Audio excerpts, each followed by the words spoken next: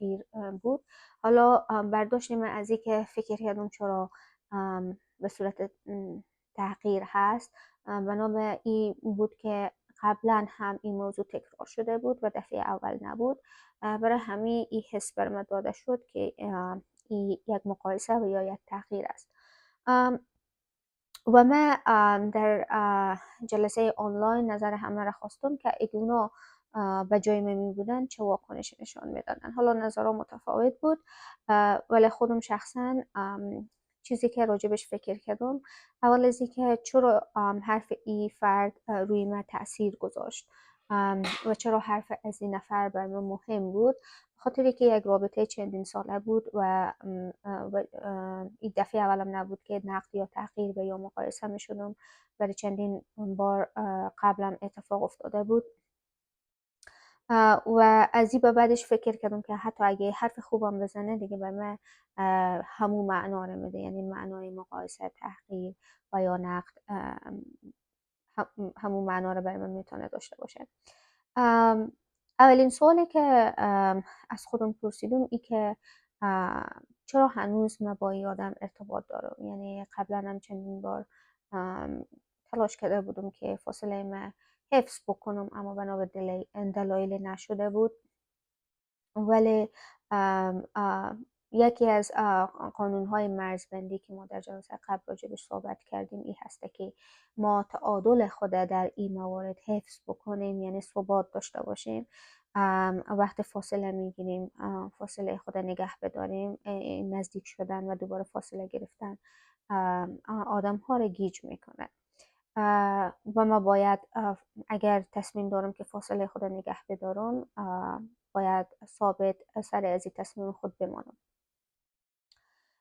و دیگه ای که ما با خودم فکر کردم که دلیل از این که این آدم به صورت متداوم با هر دیداره که ما داریم چرا مرا نقد میکنه یا راجع به ظاهر من نظر میده. حالا نظرها متفاوت بود هر بار راجع به یک موضوعی، اما چرا این کار انجام میده. نظر به شناختی که خودم داشتم و حالا اندک آگاهی و تجربه، این آدم خودش یک شخص ناامن و با اعتماد به نفس پایین، مضطرب هست که کوشش میکنه با مقایسه بد و تحقیر حس بهتری پیدا بکنه. چون شما وقتی که خیلی از افراد وجود دارن با کوچیک کردن و تحقیر کردن بقیه حس بهتری میگیرن.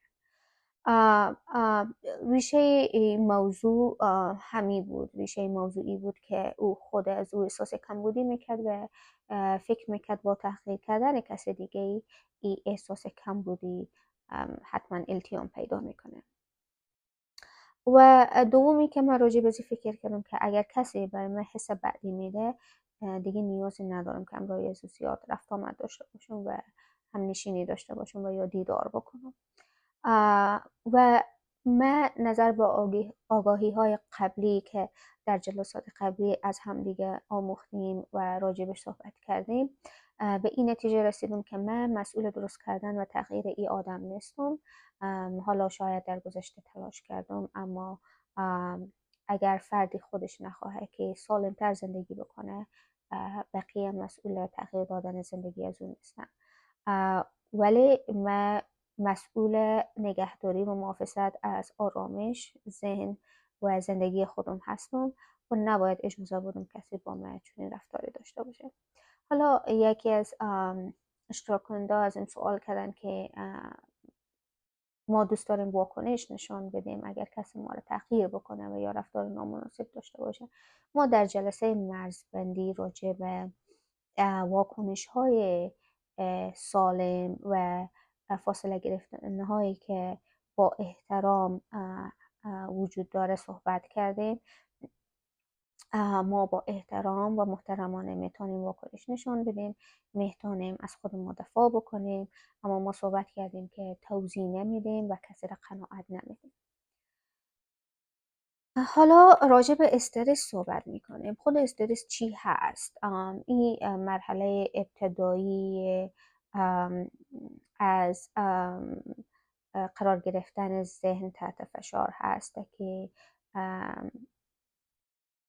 ذهن به صورت طبیعی تهدیدها و نگرانی‌ها یا تغییرها در او وجود میاد که باعث استرس میشه.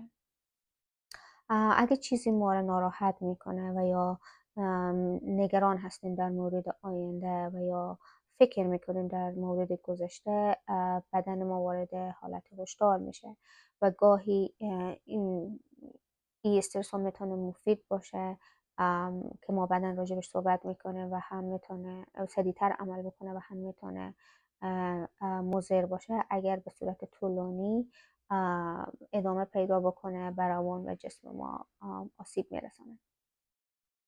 و استرس میتونه از چیزهای مختلف به وجود بیایه، مثلا از مشکلاتی که ما در روابط خود داریم و آدم های آسیب زننده که در اطراف ما وجود دارن که باعث تحقیر، قضاوت و یا مقایسه ما با بقیه میشن. و یا حتی میتونه مشکلات مالی، کاری و یا مهاجرت و تنهایی و ترس از آینده باعث از این موضوع بشه. و یا یکی از زندگی ناسالم، مثلا درست غذا نخوردن، درست نخوابیدن به اندازه کافی و یا آب ننوشیدن، ورزش نکردن، استراحت درست، که اینا برمیگرده بر روش و طریقه که ما روزانه زندگی میکنیم. بعضی وقتا هم اگر ما از به صورت طولانی از خیلی چیزا ناراحت میمانیم و به او رسیدگی نمیکنیم و در مورد احساساتی که داریم صحبت نمیکنیم. در تجربه که من با همه شریک ساختم، استرس از یک رابطه ناسالم وجود میاد، چون یک حرف تغییر کننده زده شده و وقتی کسی مدام راجع به ظاهر، دندان و از لباس یا انتخاب ها ما صحبت میکنه و ما را نقد میکنه، ذهن تحت فشار قرار میگیره و احساس ناامنی میکنه و ممکنه بدن هم عکس العمل نشان بده اگر این موضوع طولانی بشه و ما ازش محافظت نکنیم. و ضررهایی که استرس میتونه رو بدن داشته باشه: خستگی زیاد، بیخوابی یا خواب زیاد، تپش قلب، درد عضلات گردن، مشکلات گوارشی یا معده و ضعیف شدن سیستم ایمنی. و ضررهای روانی که میتونه داشته باشه: اضطراب و نگرانی، ناراحتی، زودرنجی، کاهش اعتماد به نفس، فکر زیاد و احساس خستگی ذهنی و دور شدن از آدم ها هست. حالا ما چه رقم میتونیم که استرس مدیریت بکنیم؟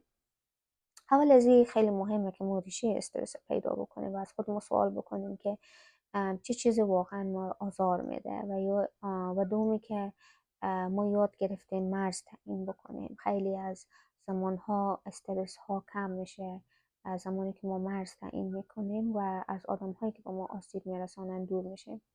و سبک زندگی سالم هم خیلی مهم است و رول داره. قبلا گفتم که 3 وعده صحیح غذا بخورین، ورزش بکنین، استراحت کافی داشته باشیم، به خودمون برسیم، خواب کافی و آب نوشیدن در طول روز. و این خیلی مهمه که ذهن تخلیه بکنیم. روش های مختلفی برای تخلیه ذهن وجود داره. حالا همه روش ها برای همه یکسان نیست. ممکنه برای یکی کارآمد داشته باشه و برای فرد دیگری نداشته باشه. برای خودم همه روش هایی که در اینجا ذکر شده کارآمد داشته و من خودم تجربه کردم. نوشتن من هنوز ادامه میدم، برای چندین سال است. اگه درگیر هستم و نمیتونم تمرکز کنم می نویسم. و من یک چیز دیگه که فراموش کردم در جلسه بگم، رنگ‌آمیزی و یا نقاشی کردن برای من خیلی کمک میکنه به خاطر تمرکز. حالا در جلسه حتما و یا در گروه واتساپ راجبش صحبت میکنیم. صحبت کردن با یک فرد امن، دوست امن، خواهر، هر کسی که شما فکر میکنید که بدون قضاوت شنونده خوبی هستن و حرفاشون رو گوش میدن. و یا اینکه مشاور هم میتونه خیلی کمک بکنه. اگر شما فکر میکنین که چیزهای کوچیک که خودتان یا روتین هایی که خودتان دوست دارین و یا راحت هستین هم کار نمیده، یعنی که شما به کمک کسی دیگه نیاز دارین. و خودگویی سالم این به این معنی هسته که هر حرفی که دیگران همیشه در مورد شما میگن و یا حتی در مورد بقیه حقیقت نداره. حالا راجع به کتاب صحبت میکنیم. کتابی که من پیشنهاد داده بودم به خاطر مدیریت استرس از کین بلانچارد هسته و او در این کتاب میگه که استرس همیشه دشمن هستن که قبلا تذکر دادم. او راجع به استرس های مفید و استرس های مضر صحبت میکنه که میگه استرس های مفید کوتاه مدت است برای چند دقیقه و استرس های مفید ما را آماده میسازه برای انجام کارها. مثلا ما قبل امتحان شاید استرس داشته باشیم، قبل اینترویو وظیفه شاید استرس داشته باشیم که این چیزایی هسته که کوتاه مدت هست میایه و پس برمیگرده. و حالا استرس های مضر استرس هایی هستن که ذهن خسته میسازن و طولانی مدتش مضر هست. و کتاب راجع به زیست برداشتی یا بایو فیدبک صحبت میکنه. این یک روشی هسته که خود مدیر یک دقیقه از رشته کتاب استفاده میکنه و این برای ما یاد میده که ما در زمان استرس چه واکنش هایی داریم. مثلا بالا رفتن ضربان قلب، تند شدن نفس، حفظ شدن عضلات و عرق کردن کف دست یا گردن و یا تنش بدن.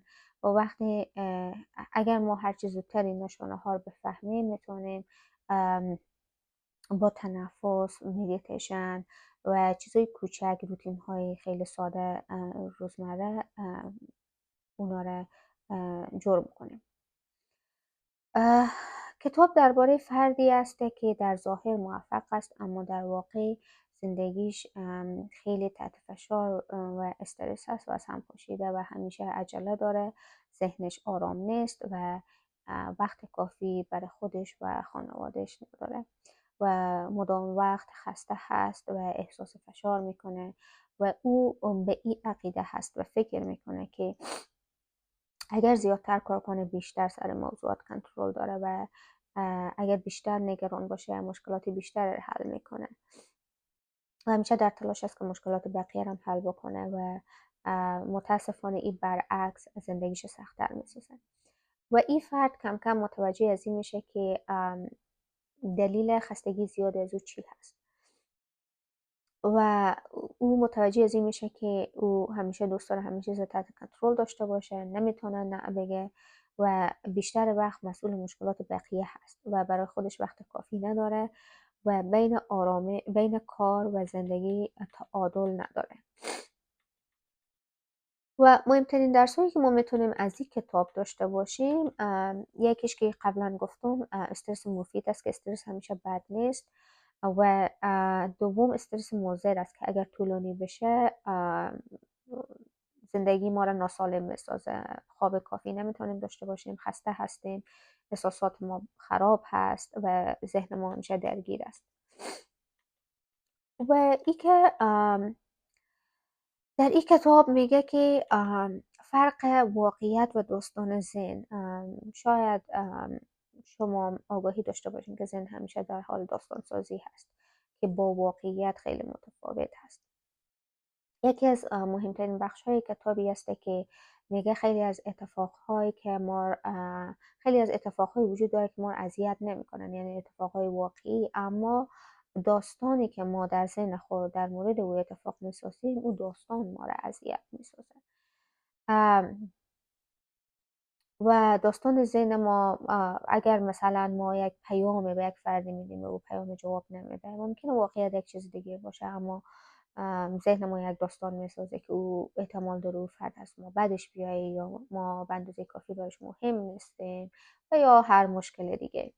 و همین کتاب میگه اول واقعیت باید از تفسیر جدا بسازیم، چیزهایی که خارج از کنترل ما هستن اونا رها بکنیم و خود مدیر یک دقیقه‌ای این موضوع را به 3 دسته تقسیم کرده. میگه دسته اول مسائلی هست که تحت کنترل ما هست، مثل رفتار ما، واکنش ما، مرزهای ما، زندگی ما، تصمیمایی که ما میگیریم. و دوم مسائلی که کم اثر داریم، مثلا رابطه ماها، گفتگوی ما، همکارهای ما. و سوم مسائلی که تحت کنترل ما نیستن، رفتارهای دیگران، گذشته و نظر مردم، قضاوت. و خیلی از این استرس ها زمان ایجاد میشه که ما انرژی خود روی دسته سوم صرف میکنیم. یعنی ما همیشه درگیر چیزهایی هستیم که تحت کنترل ما نیستن. مثل تجربه که من قبلا تذکر دادم، من او فرد شخصیتش تحت کنترل ندارم و تغییر از او مسئولیت من نیست. اما مرزگذاری تحت کنترل من هست و من میتونم یه قانون بگذارم که کی با من چطوری رفتار بکنه. و این زمانی است که بدن و ذهن با هم دیگه همکار هستن و تعادل دارن. و کتاب میگه که اگر جسم خسته باشه ذهن هم ضعیفتر است و بنابراین اگر ذهن خسته باشه شما نمیتونن سر اهداف و حتی کارهای خیلی کوچک روزمرهتون تمرکز بکنین. برای همین روتین های کوچک خیلی مهم هستند، مثل زندگی سالم، خواب، آب نوشیدن، غذای سالم، ورزش کردن، استراحت و نفس عمیق. روتین 1 دقیقه‌ای که برای مدیریت استرس در این کتاب پیشنهاد شده میگه که 1 دقیقه مکس. حالا شما از خود در 20 ثانیه اولی که مکس میکنین بپرسین که چه چیزی باعث آزار و ناراحتی نشده. در 20 ثانیه دوم شما میتونین تفکیک بکنین که آیا این موضوع واقعیت داره و تفاوت از با داستانی که من در ذهن خود ساختم چی هست، درست؟